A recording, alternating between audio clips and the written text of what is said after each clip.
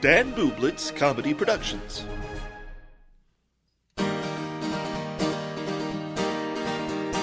My friend Dan, he's got a podcast, 'cause all comics need a podcast, and nobody had a podcast called The Art of Bombing. So Dan went out and bought a tape deck. Who knows why he bought a tape deck? Podcasts don't get played on tape decks, but Dan is from the 80s. So hey there, all you funny jerks, come talk to Dan about your work. Tell him all about your worst times. It's The Art of Bombing.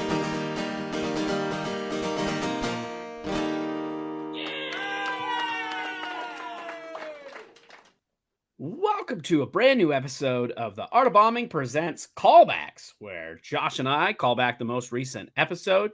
This week, we are calling back episode 286 with my good friend, Zack Lyman.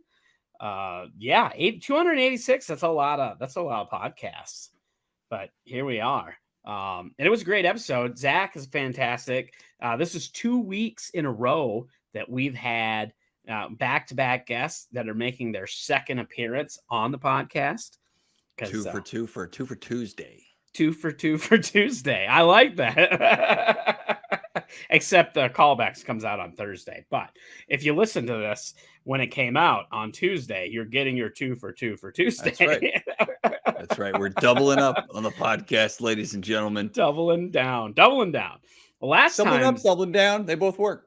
Yeah, exactly. We're either way, we're doubling. But yeah, like I said, Zach's been on the podcast before. If you're an active listener of the podcast, or you have been for a while, you probably remember Zach. He came on and we did a special episode talking about marketing, because that's kind of his specialty. He does a lot of marketing in his regular day job. He co-owns a marketing company, and he does a lot of that. And so we talked about that. But this time around, we talked more about touring, and there was some great stuff in there. Yeah. I kind of think of this episode as the comics tour guide. And that's a great way to describe it. All the things you got to take with you when you tour and things to consider, including a lot of stuff we haven't even covered before.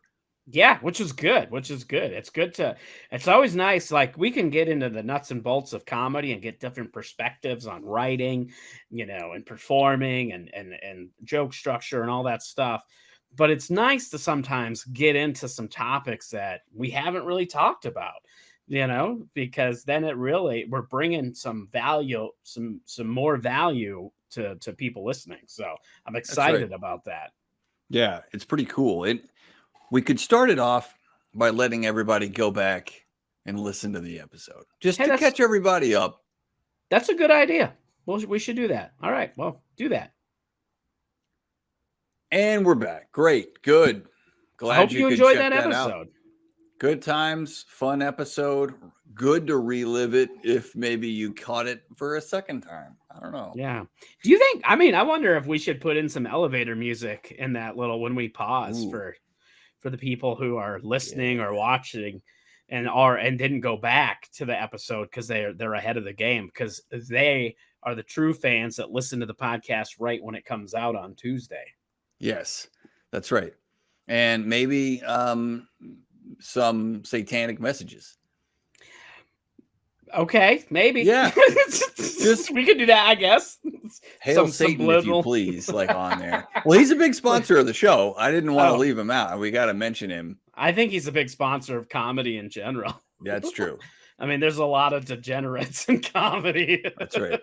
Yeah, he thrives on comedy. Self-included.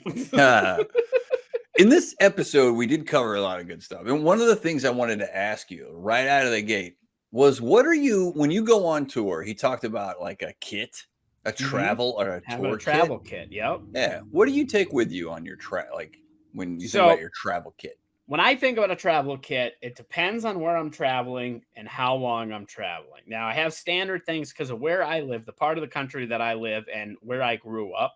We have to deal with winter, and it's always good to have things in your car for those emergencies. So I always have things that I just keep in my car regardless, such as I have a sleeping bag in my car. I have an extra blanket. I have gloves. I have a, stocking cap, extra coat, things like that in case you ever get stranded. But those things also come in handy, and then of course I have an emergency roadside kit, uh, jumper cables and all that, stuff like that, first aid kit, things like that. But even, those are just standard stuff that I keep in my car whenever I travel. But if I didn't keep that in my car when I was traveling for comedy, I would still take some of that stuff with me because I think it's important to have that stuff.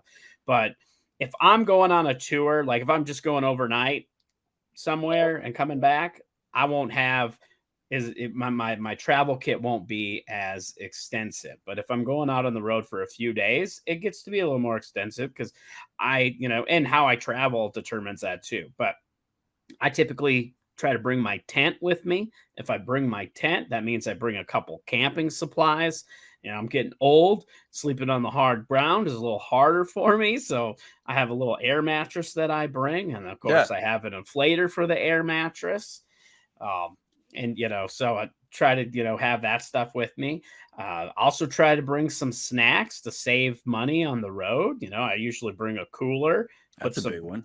Put some drinks in there, put some snacks. I usually bring dry snacks as well, because even if you're traveling for a few days, and even if you're staying at a hotel, not all hotel rooms come with a mini fridge. So you can't always keep your stuff cold. So usually the cold stuff that I typically bring whatever I'm going to consume that day while I'm driving.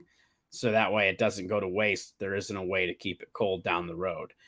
But I do try to bring a lot of dry snacks, perishable. So, crackers, meat sticks, jerky, chips, things like that.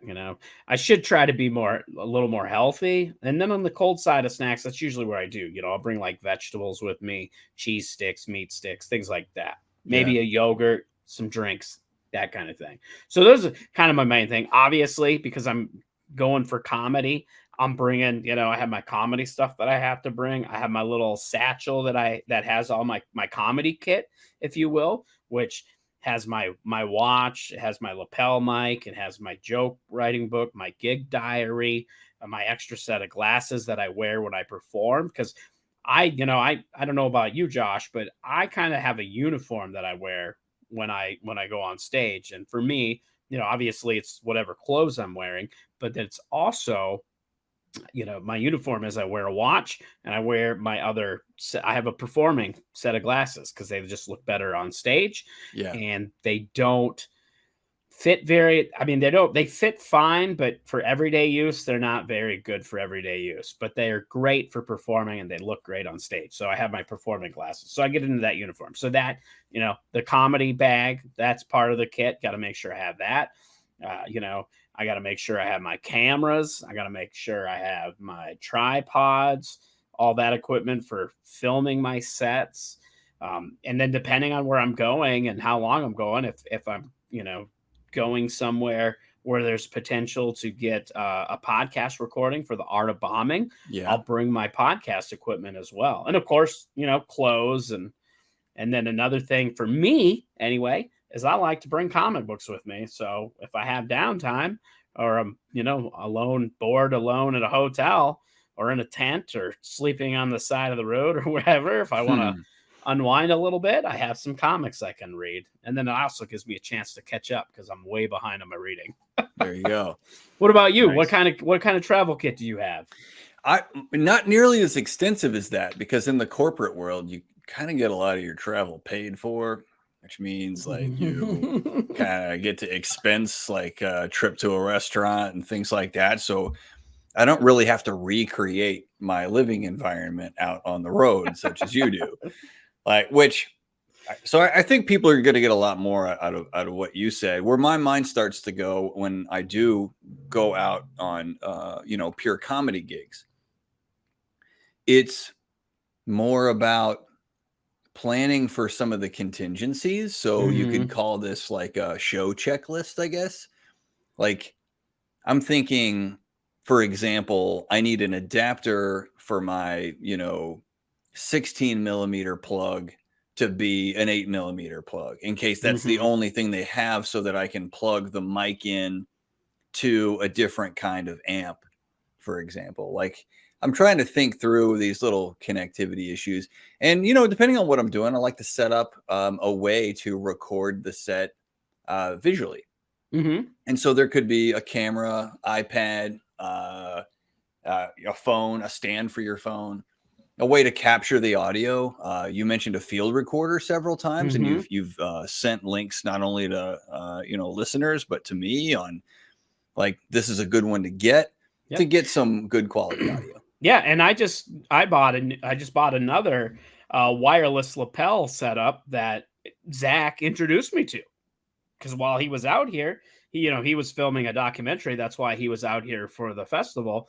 He Hmm. was filming a documentary about it, and he was using these wireless lapel mics for that. And he said they worked really good, and he's been using them, trying to use them for stand up and stuff. So because you can directly record into your camera, so that saves time from doing that syncing in the post. So I bought a set of those to try them out as well. So good looking out, Zach. Yeah. But and maybe I'll post that in the Facebook group. So if you're following the Facebook group, the Art of Bombing Bomb Squad Facebook group, I'll post a link to the lapels that he introduced me to that I'm using now. But yeah, so yeah, all that kind of equipment. And I just want to tag on because you're talking about when you're more of a show checklist. Yeah. Another thing that I typically bring, and it really depends on how much room I have and how long I'm going to go out. But if I can, I bring my PA. And if I know I need it, then I definitely bring it. But if I have room and I don't necessarily need it, I like to bring my PA and just have it, because again, when you're going out on the road, and this is kind of the show checklist as well, sometimes venue will say that they have a PA and you get there and it's like a guitar amp, and it's Right. not meant for it's not meant for distributing your audio. Yeah, that's what happens to me. And that's what I was thinking of when I talked about that adapter. It's definitely, for a musician to plug an instrument into, and it makes sound, but it's not really ideal. So I was about to ask you a question, and you may have answered it right there. I kind of think you did, but what if you can think of anything that's like, if I don't have this one thing, I'm screwed. Like, what would it be? Oh, as far as when I'm traveling, out of that list, I honestly, I think it is my comedy satchel, because I can perform without it, but it puts me in a weird place because I don't feel like I'm doing comedy anymore. You know what I mean? Like, I'm doing comedy, but that puts me in the mindset when I change my glasses, when I put on my watch, when I pull out my gig diary, when I pull out my joke book, when I'm doing all these things and looking through it and writing my set list, and I have my pens and some other stuff in that satchel. If I don't have that with me at a show, I just feel off. Yeah. So to me, that's the most important part. Yeah. And that for some comics, my performing shoes. you talked about also the things that make the comic feel at home on stage or safe or comfortable. Yep. Was, it was a big episode about things, right? And Yeah, so it was. Yeah. and so we talked, there was a little bit of a dialogue about a mic stand. Some comics really have to perform with the mic stand. If that's the case, then that's your thing. You got to have it. That makes you feel comfortable on stage. Because he's right. A lot of places do not have a mic stand. And you're lucky if they have a working mic. Yep. Or they'll have a microphone or a microphone stand that is made for musicians. So it has the boom arm, and that makes it's a little weird because you don't know how to if you don't know how to adjust it. I've seen so many comics go up when that was the case, where they had the boom arm on the mic stand because that's what musicians use. And then they just don't know what to do with the micro. They're having trouble adjusting the stand and then the boom and all that stuff. And then it adds awkwardness to them trying to perform. They can't just get right in and start performing. So yeah, like I said, if that's something that you have to perform, you should bring one. And the nice thing about mic stands, they're pretty portable. Yeah, they collapse down. They can change shapes. They can fit them in most any car. Yeah. Yep. Easy to bring with. Yeah. Just got to make sure you don't forget it. Right. Yeah. If it's important to you, you definitely need it. I feel a little off without one, but I've had to perform enough times without it that Yeah. I'm I pretty think much it's okay. interesting when comics are thrown off by that, because a lot of comics, unless you're actually using the mic stand, what's weird to me is that it'll throw a comic off, but they literally, as soon as they get up there, take the mic out of the stand and move it anyway. Move it, and then it's there the rest of And the then show. it's just Yeah. there. So it's like, why is that gotta be I mean, but I guess you're getting into the mindset of comedy, and if Yeah. that's your routine, taking that mic out of the mic stand and moving the mic stand, then Yeah. you Knowing know, it's there. Yeah. There's probably a comfort level to it. For yeah, me, I'll include it in bits, not as a prop, but like I'm like, okay, this is the bit, this is the part of the show where I get it and I lean on it a certain way, and I'm Mhm. kind of just used to doing that. And yeah, so there's some of it there for Yeah, me for sure. absolutely. That makes And sense. here's something else that came up that I wanted to jam on for a minute, which was this idea of doing a show on the road in an alt room, so not a club, so anywhere besides a club, Mhm. where you have to make an individual deal with an owner, a club owner or a bar owner, and whether the deal was structured to pay you as a door deal, which means the proportion of ticket sales, or pay you in a flat fee. Yep. Do you have like a preference on one of those two things, and how Okay. does it impact the show? So for me, I mean, obviously the preference, if you were a draw, the preference would be the door deal, because with a door deal, you have the opportunity to make you have an opportunity to make more money than if you just get the flat rate, because you're getting a portion of ticket sales. If you sell out the venue, depending on the size of the venue, it can lead to more money. So I've done it both ways in the past. However, because if you don't have if you're not a big name, or you're not necessarily a draw in certain markets, if you have to have the budget to do the marketing to get people there. I've had it where both ways, where had the flat rate, nobody showed up, still got that flat rate. And then I've had it where flat rate sold out, just got what my flat rate. And same thing on the same side with the door deal, where sold out, got a lot of money, didn't sell out, didn't get hardly any money, and probably lost money. So it's the door deal's a little more risky, but obviously the payoff could be a lot bigger. So if you're going to do a door deal, you need to make sure, if you're not a big name, you need to make sure you have a marketing budget. And in the perfect world, you're working with the venue to co-market, to do this as a co-op. And if they're not on board to help with some of the marketing, you definitely don't want to be working with them anyway, because that's already a bad sign. As we kind of found out in this episode, Zach talked about how he showed up to that venue and they weren't really doing any marketing for his show, but they were for the following show. And but that being said, you have to have this venue, the venue wants to work with you, but you can't just rely on them when you do a door deal, because what I find is that a lot of times when you do a door deal with a venue, they get lazy, because now they're like, well, it doesn't matter, we're not paying anything, so we're not vested. Yep. So you got to make sure they're vested. So what I like to do is a hybrid version of that, where it's a flat fee versus a door deal, where it's whatever's greater you're getting. So then they have to, there's potential for them to have to put money into this investment, so then they're going to do their part to try to help market, because at the end of the day, if you sell out a show, the venue's going to make money, whether it's a percentage of tickets or from their food and beverage. If you sell out, you get to perform in front of a sold out show and get to have, hopefully an epic, fun show. So it's a win for everybody. So, but it also is a team effort. It takes everybody to kind of, propel to that. So, Yeah. so that's for me, like I said, I've done it both ways over the years. I've had success both ways. I've had failures both ways. For me, the hybrid is the way to go, because you're creating a safety net. Because there's nothing worse than doing a door deal, especially if you're bringing other comics with you, because then you have to pay them comics because they're not doing a door deal unless they're part, you're on a tour and you've all agreed that you're each getting a percentage of whatever you bring in.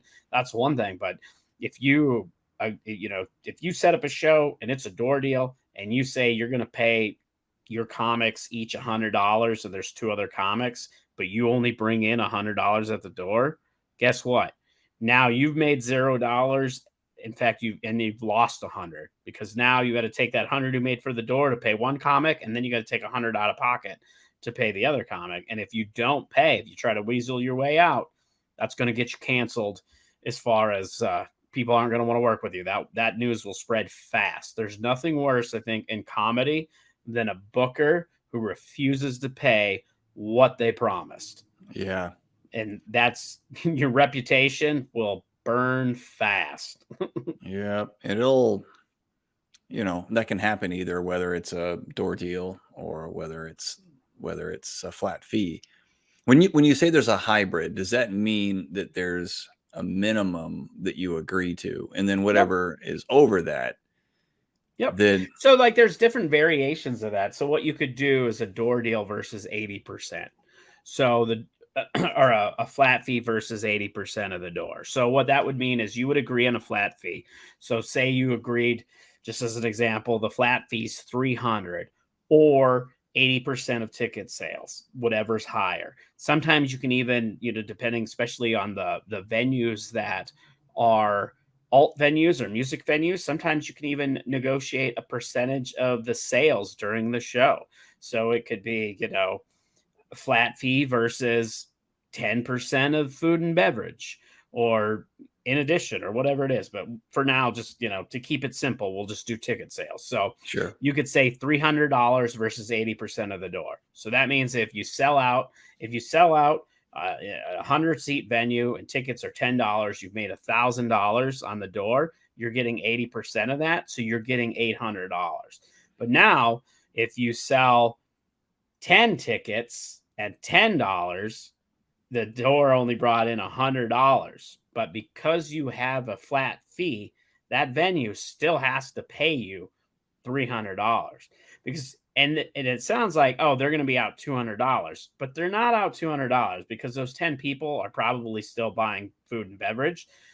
They're still going to lose. They're probably losing money, but not as much as it seems if you're just basing it off the door, because they're making money other ways. They make a lot more money than tickets at almost any venue that you go to, especially if they serve both food and drinks. Yeah, and that's why you see a lot of venues will comp tickets, because they don't care about the door. They just want people in there.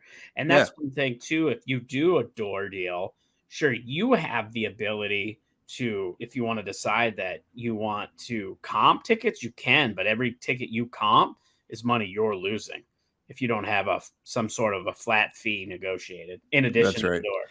I think that model's a great way to satisfy both requirements, right? Like making sure that you get paid and that the venue has enough skin in the game, but they get actually a kickback from the door over a certain amount. So it sounds like they're losing out on the 80%, but they're not. That's actually a commission bonus on 80% of the door if it's actually higher than what you agreed to. Even though they have to pay you more, they're getting a lot of that money back on ticket sales in the 20%. So it's a win-win for everybody. I would say that if you're doing a door deal that's 100% a door deal, you have to trust the venue really well. I've done that before. A lot. It's mostly what I've done when I've promoted and produced my own shows, but it's been with venues that I know will work with me on it, and they want to have a successful show because they want the revenue from food. Oh yeah, exactly. So there is an incentive for them to help you on a door deal, but to your point, not nearly as much as if they've already guaranteed you some money. Now they have to sell some tickets. Yeah, and absolutely. I mean, I've had the complicating factor of having the other comics come in as well, like a door deal. You have to be really specific with them. If I'm going to have a comic drive somewhere, I've got to guarantee him or her a certain Oh, money. absolutely. I agree. And that's, I have a venue that I work with here in Loveland that I've been doing a door deal with them.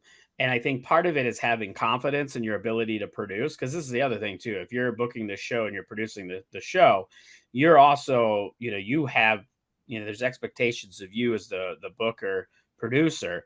And, you can't just rely on your venue. You have to put in the work too. So if you're confident in yourself enough that you can do the marketing and do the things you need to help fill that room. Again, it's a team effort. You can definitely get away with doing that door deal. But I have a venue that I've been doing a door deal with here in Loveland, and the first bunch of and they do promote, even though they don't have money vested. They want to fill, because just like what you said, they want people in there drinking so they can sell their food and beverage. They want to fill it. They put it in their email blasts, they put it out in their text blast. They're doing everything they possibly can with their resources to get people in there for these comedy shows.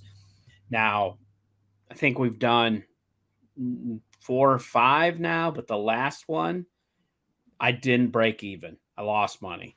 But I didn't lose a ton of money, but I still lost money. But the way I look at it, though, is I'm not looking at it as, oh, I lost money on this show, because I've been working with this venue for a while. Yeah. And I had several shows before that sell out.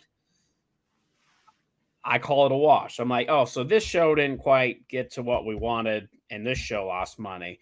But the money that this show lost was absorbed by this show that sold out. Yep. Because I'm thinking of it as a whole product, not necessarily just one show at a time. Over time, it adds up to be a good relationship. Exactly.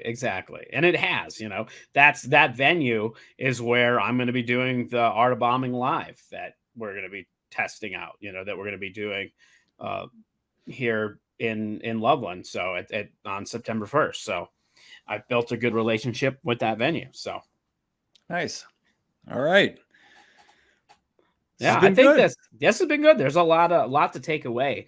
Like I said, I'll post that link to the product, the lapel mics in the Facebook group. If you guys have any other questions, or you want more, really want to pick our brains a little more, I do offer consulting services now. That is one thing. But if you want to send us an email, depending, as long as it isn't a super, time-consuming thing on our part, we'd love to, if we can help you guys, we definitely want to. So you can send us an email at theartofbombingpod@gmail.com, or you can, post in the Facebook group, post on our social media, and make sure you follow the podcast wherever you get your podcasts. We're available everywhere. And now these episodes are starting. We're putting out more content on YouTube. So if you'd rather watch than listen, head over to YouTube and do that. And then while you're there, make sure you like those videos, share those videos, help us spread the word, because we are the OG of bombing podcasts. That's right. And we'll be back next week with an all new episode. This has been a Dan Bublitz comedy production. Roar.